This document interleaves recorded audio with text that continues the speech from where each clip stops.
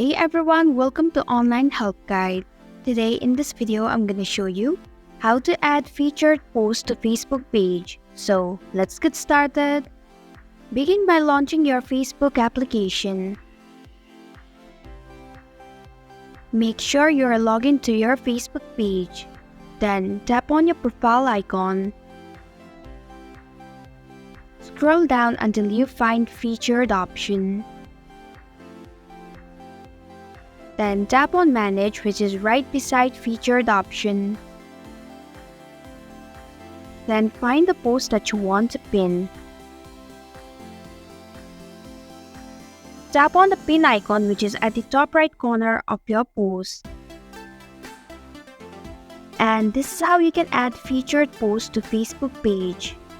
Thanks for watching Online Help Guide. If you like this video, hit the like button and drop a comment with any questions or feedback.